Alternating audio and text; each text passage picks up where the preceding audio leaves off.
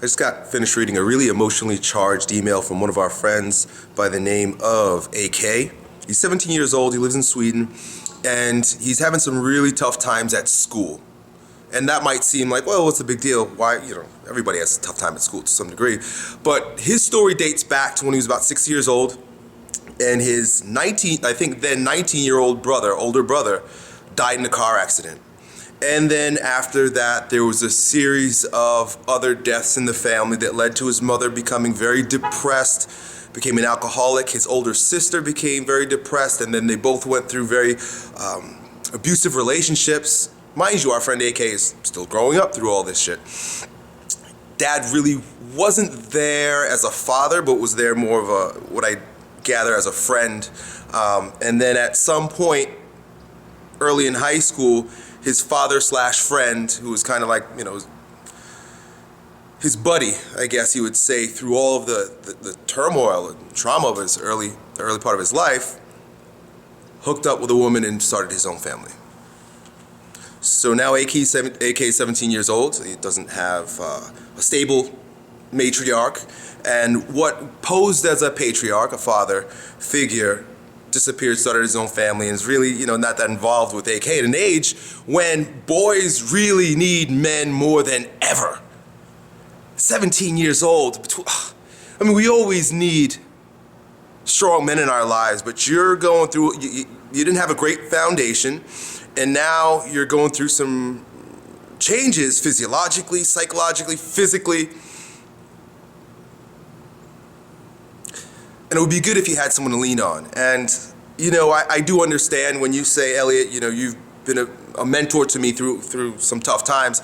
I get that, and that's why I make these videos. But I know that there's nothing like having a man put his hand on your back and tell you, look, I've got your back. I mean, that's so significant, that hand right on your back saying, son, I've got your back, especially when times are difficult like you're experiencing right now.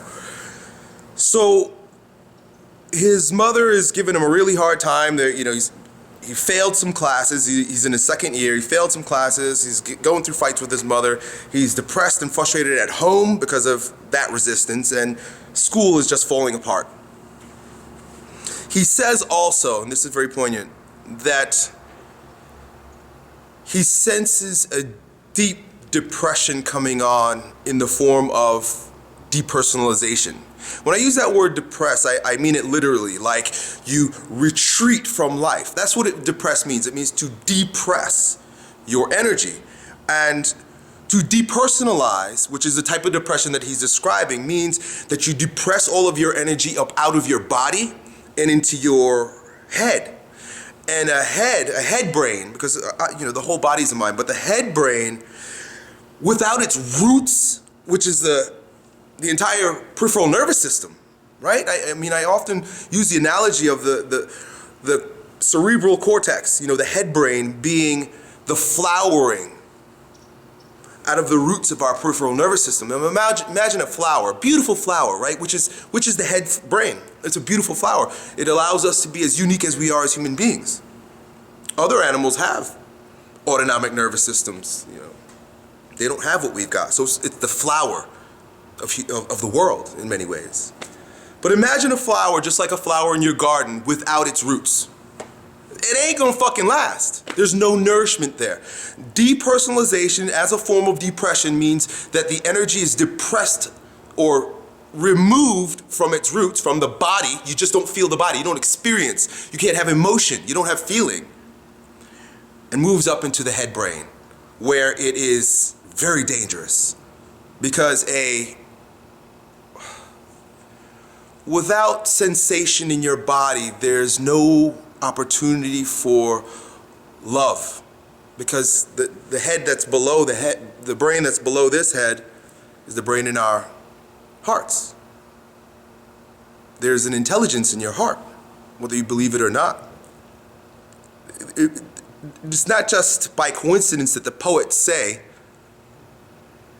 that love is in the heart. Well, how the hell did they figure that shit out? Love is in the heart. It's not just a metaphor, it's a reality. And if you don't have feeling in your body, you don't have feeling in your heart, you will not experience life. Depersonalizing from the love that's allowed in the roots that are brought up from the roots of your existence, your peripheral nervous system, down in your body, it's not a life worth living. And in fact, our friend, the title of his email, at a point of no return. You're right, dude.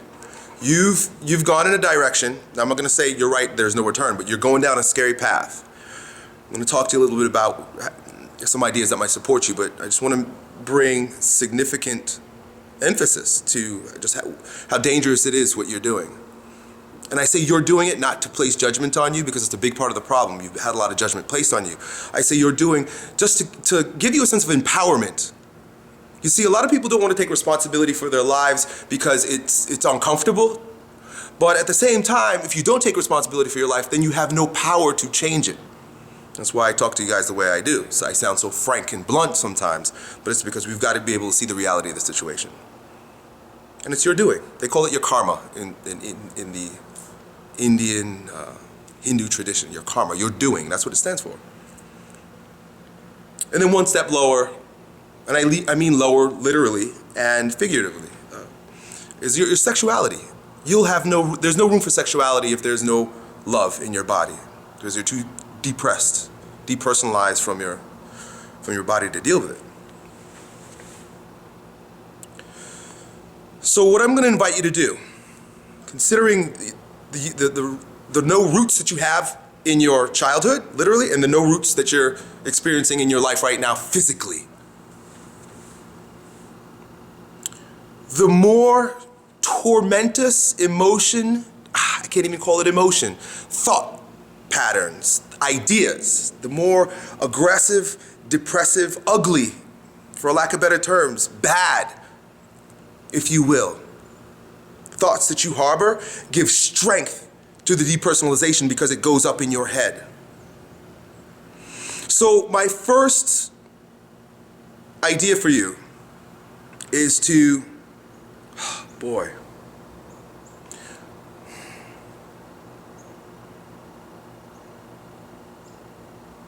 you're already detached from the situation, and I think my first thing I wanted to share with you is the idea that you got to remove yourself from the situation. But I thought of that before I made this video, but now I'm going through, I described exactly what's happening to you with that depersonalization, and the fact that you've already removed yourself from the situation is the problem. My friend, you're going to have a potent experience, and you need to have it right now. And again, this is just, when I give you these invitations, I make these videos so that you have ideas to consider. It's a tough thing that you're going to need to do, but you're going to have to feel all that you're experiencing right now. Your depersonalization is the sin. That is the bad thing happening right now. It is not necessarily that you're failing school. That's what I originally wanted to get out, and I think I just said it the right way. It's not about failing school, and it's not about your mom being mad at you. Those things seem like they're the sin, and they can get into your head and have you feel more guilty about your life. But the real sin, the real damage that's being done right now, the real wrong is the depersonalization. You've got to come back into your body, my friend. And you've got to feel what's happening in your life, and I know it's not good. But the further depression and suppression and chaining of the emotion in your body is going to make you sick forever. It's like ripping off a Band-Aid. All the pain associated with it needs to happen powerfully and quickly in order for you to experience the peace later on. Otherwise, that slow ripping off of the Band-Aid is going to take forever. I hope you guys are following my analogy. So what you're going to need to do, let me come full circle and get to the point, is a form of bioenergetics. You could see how sincere I am about that idea of shaking your body and hitting your body and going through catharsis and just going crazy so that you can feel your body again. So many of us are depersonalized. You're experiencing a very concentrated form of it, and it's happening early in your life. But I think it's happening to us earlier and earlier anyway. But you're gonna have to cry. You're gonna have to yell, you're gonna have to fucking scream, you're gonna have to get back in your body, allow yourself to have the emotions that are associated with the anger that you're experiencing. You're angry, and you should be fucking angry. Everybody left you when you were a kid. Your big brother died and your mom checked out. Your dad was never there. You have a lot to be fucking angry about. They didn't give you roots. They didn't give you your body. And who you've become is a manifestation of that. And the only thing left now for you to do is get your body back, get your heart back, get your balls back, even though you've never been taught how to use it, or it's been stomped on or ignored, more likely, early on in your childhood. Explore different categories, techniques of body meditation, body psychology. I would invite you to start doing yoga. That would be a very easy and soft way to begin bringing feeling back into your body. Yoga and deep breathing, any type of deep breathing exercise. I've been using a lot of Qigong recently because a friend, Paul Chek, taught me a new one, and he said, Elliot, do this for 100 days, and I've been doing it. With the cathartic type exercises, you can find meditations by Osho, dynamic meditation. Look that up, OSHO, dynamic meditation. And if you can, find a one-on-one person to work with you in body psychology or bioenergetic coaching.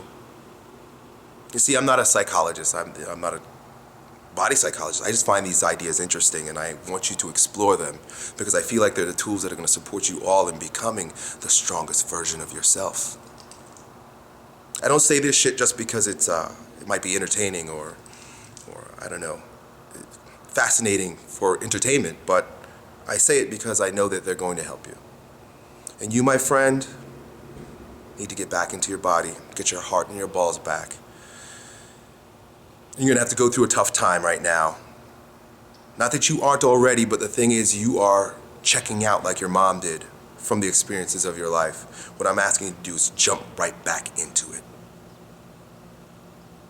I hope that helps you. I'm done.